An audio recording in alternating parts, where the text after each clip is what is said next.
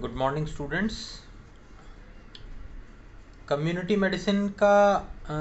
जो हमारा आज का टॉपिक रहेगा, जिसके बारे में आज हम लोग बात करेंगे, वो रहेगा स्ट्रोक। अभी तक हम लोग जो नॉन कम्युनिकेबल डिजीज़ में जब से हमने बात करना स्टार्ट किया है, तो हम लोग अभी बेसिकली वास्कुलर डिजीज़ के बारे में ही बात कर रहे थे। जैसे हम लोगों ने वास्कुलर डिजीज़ में CSD की बात की, कार्डियोवास्कुलर डिजीज़ में कोरोनरी हार्ट डिजीज़ की बात की, हाइपरटेंशन की बात की। तो उसी में ही वास्कुलर डिजीज़ के अंदर ही जब हम डिजीज़ को स्टडी करते हैं, उनके बारे में हम बात करते हैं, तो हमारे सामने एक और कंडीशन निकल करके आती है सेरिब्रोवास्कुलर डिसऑर्डर्स के अंदर, और वो कंडीशन होती है स्ट्रोक। ठीक है। तो स्ट्रोक, जिसको हम लोग हमारी एक जनरल लैंग्वेज में जिसको हम लोग एक ब्रेन अटैक की एक सिचुएशन भी कह सकते हैं जिसको हम लोग, तो वो एक ऐसी कंडीशन होती है जिसमें स्ट्रोक किसी पर्सन के अगर डेवलप होता है, तो उसके ब्रेन के अंदर बेसिकली क्या चेंजेस आते हैं कि जो भी वास्कुलर हमारा जो सर्कुलेशन है, उसके अंदर जो भी ब्लड सप्लाई है, ब्लड सप्लाई के साथ जो ऑक्सीजन सप्लाई है, वो अगर कहीं ना कहीं डेफिशिएंट होने लग जाती है और ब्रेन को प्रॉपरली ब्लड या ऑक्सीजन सप्लाई नहीं मिल पाती, तो उसकी वजह से ब्रेन का जो भी फंक्शन है वो कहीं ना कहीं किसी न किसी तरीके से डिस्टर्ब होने लग जाते हैं, और उसे हम एक स्ट्रोक की कंडीशन कहते हैं। तो जो जैसे हम लोगों ने इसकी पॉजिटिव फैक्टर की बात की, तो कहीं ना कहीं जो वास्कुलर कुछ ऐसी कंडीशंस होती हैं या सर्कुलेशन के अंदर कुछ ऐसे कंडीशंस डेवलप हो जाती हैं, जिसकी वजह से जो ब्लड सप्लाई है ब्रेन को जाने वाली, उसमें कहीं ना कहीं कुछ अरेस्ट हो जाता है, या प्रॉपर नहीं होने की वजह से जो हम लोग जो एक ब्लड सप्लाई प्रॉपर आनी चाहिए ब्रेन को, क्योंकि हम लोग समझते हैं कि हमारे हर जो भी वाइटल ऑर्गन्स हैं, उन सभी को जब तक प्रॉपर ब्लड सप्लाई या ऑक्सीजन सप्लाई नहीं मिलेगी, तो उनकी फंक्शनिंग कहीं ना कहीं किसी न किसी फॉर्म में डिस्टर्ब होगी। तो वही बात ब्रेन के फॉर्म में आती है कि अगर ब्रेन को ये सप्लाई डिस्टर्ब होती है, तो फिर ब्रेन की फंक्शनिंग डिस्टर्ब होने लग जाती है, और उसकी वजह से कई तरीके की कंडीशंस हमारे सामने निकल करके आती है। और वो सिम्टोमेटिकली हम लोग देखते हैं कि बहुत सारे तरीके की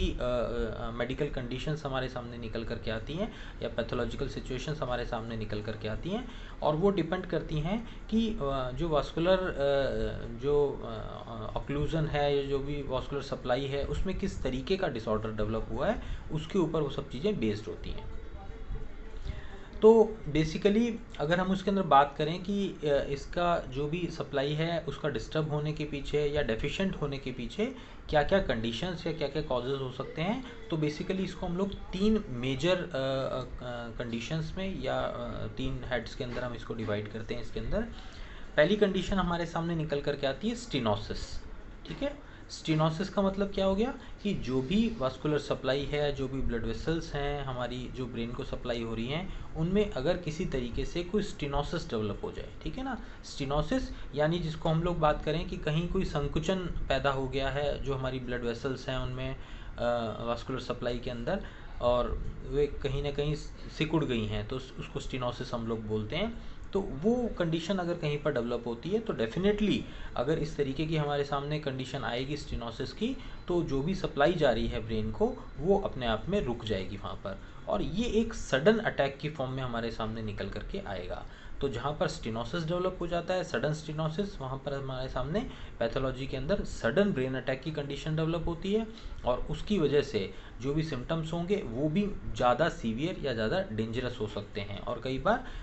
इतनी सीवियरिटी इतनी ज़्यादा होती है कि सडन ऑन द स्पॉट हमारे सामने डेथ की कंडीशन भी डेवलप हो जाती है। तो एक तो सिचुएशन हमारे सामने आ गई स्टेनोसिस की। देन उसके बाद नंबर 2 हमारे सामने कंडीशन जो आती है वो आती है ऑक्लूजन। ठीक है। तो स्टेनोसिस देन ऑक्लूजन। ऑक्लूजन के अंदर क्या होगा? ऑक्लूजन के अंदर बेसिकली कहीं ना कहीं जो ब्लड सप्लाई है उसमें अगर कोई सप्लाई में कुछ ऑक्लूजन आ जाता है, कोई क्लॉट फॉर्मेशन हो जाता है, उसकी वजह से अगर ब्लड सप्लाई कहीं कहीं डिस्टर्ब होती है, तो उसे हम उसको एक ऑक्लूजन की कंडीशन की वजह से हमारे सामने ये सिचुएशन बनती है। तो जैसा हम लोग देखते हैं, या रूटीन में हमारे सामने कई बार केसेस भी इस तरीके के आते हैं, हम लोग क्लिनिक पर या हम लोग जहाँ पर भी हम लोग देखते हैं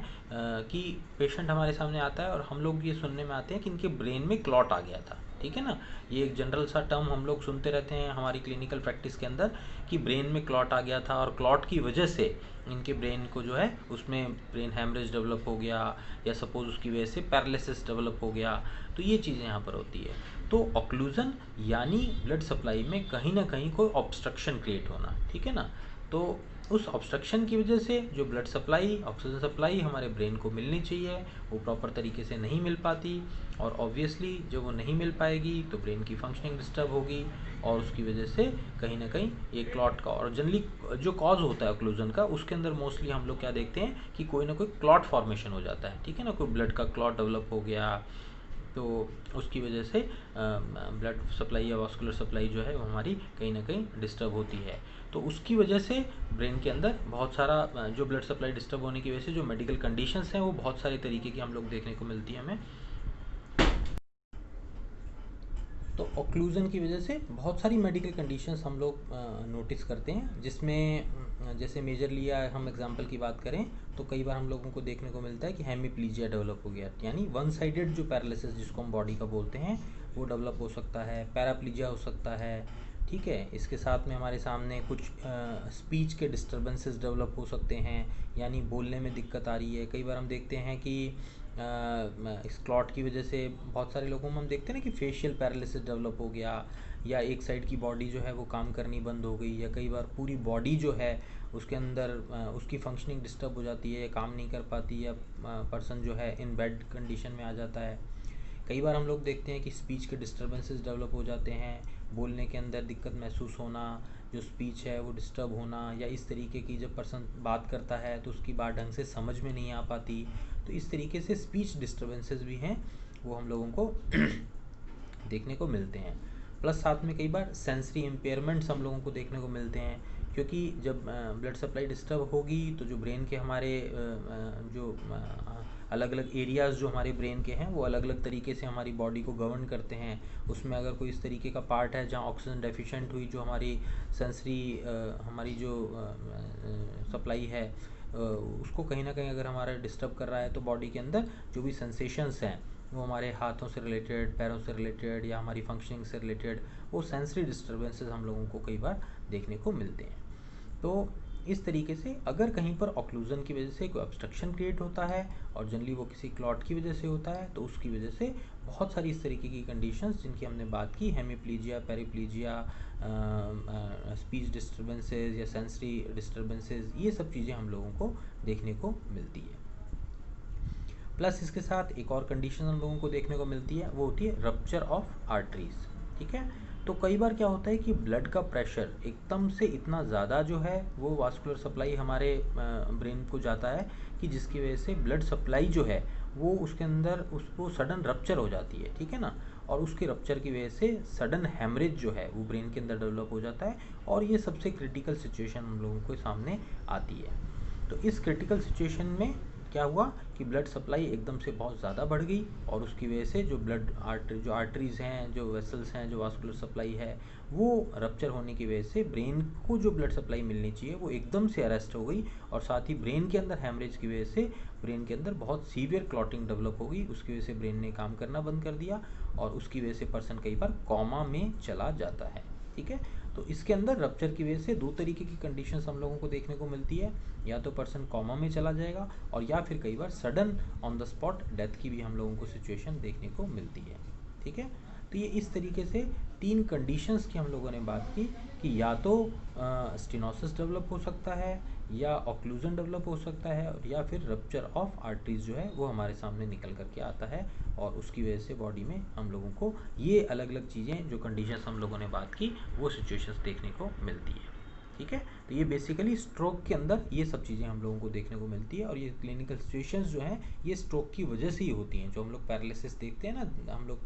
क्लिनिकल कंडीशन हम देखते हैं कि लोगों का वन साइडेड पैरालिसिस हो गया, फुल बॉडी पैरालिसिस हो गया, या कहीं ना कहीं स्पीच का डिस्टर्बेंस हो गया, कॉमा में चला गया, तो ये इन सब के पीछे जो कॉज है दैट इज स्ट्रोक। तो ये स्ट्रोक की वजह से ही होता है।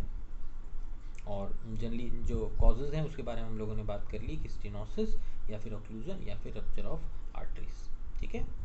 तो ये हम लोगों के सामने एक कॉजेशन की बात आई कि ये स्ट्रोक क्यों होता है, किस वजह से होता है। अब जो मेडिकल कंडीशंस हम लोग देखते हैं इसके अंदर हम लोगों को कौन कौन सी देखने को मिलती है। तो जब स्ट्रोक डेवलप होगा तो अलग अलग तरीके से हम लोगों को जो मेडिकल कंडीशंस है हम लोगों को देखने को मिलेगी। जैसे इसके अंदर कुछ एग्जांपल की हम बात करें तो जैसे सब एरेक्नॉइड हेमरेज, ठीक है ना, जो हम लोगों की जो ब्रेन की जो मेम्ब्रेन्स होती हैं, सराउंडिंग मेम्ब्रेन्स होती है, उन मेम्ब्रेन्स के बीच में अगर कहीं का कोई ब्लड जो है वो एक्यूमुलेट होने लग जाता है, हेमरेज वहाँ पर होने लग जाता है, तो उसको हम लोग कहते हैं, जैसे एरेक्नॉइड मेम्ब्रेन के नीचे अगर होगा तो उसे हम कहेंगे सब एरेक्नॉइड हेमरेज। इसके अलावा एक और कंडीशन क्या आती है, सब ड्यूरल हेमरेज, जिसे हम लोग STH भी बोलते हैं। तो ये जो हमारी जो ड्यूरल मेम्ब्रेन है उसके नीचे अगर इस तरीके से हेमरेज डेवलप होता है या एक्यूमुलेट होता है ब्लड वहाँ पर, तो हम उसे कहते हैं सब ड्यूरल हेमरेज। देन इसके अलावा एक और कंडीशन हमारे सामने निकल कर के आती है, वो होती है थ्रोम्बोसिस, ठीक है। तो इसके अंदर सेरिब्रल थ्रोम्बोसिस की कंडीशन हमारे सामने निकल कर के आती है। तो सेरिब्रल थ्रोम्बोसिस के अंदर जो हम लोगों ने क्लॉट की भी बात की थी कि जो भी सेरिब्रल सप्लाई है उसके अंदर थ्रोम्बोसिस डेवलप हो रहा है या वहाँ पर ब्लड का क्लॉट डेवलप हो रहा है, और क्लॉट की वजह से जो ब्रेन को ब्लड सप्लाई जा रही है वो अरेस्ट होने लग जाती है। इसके अलावा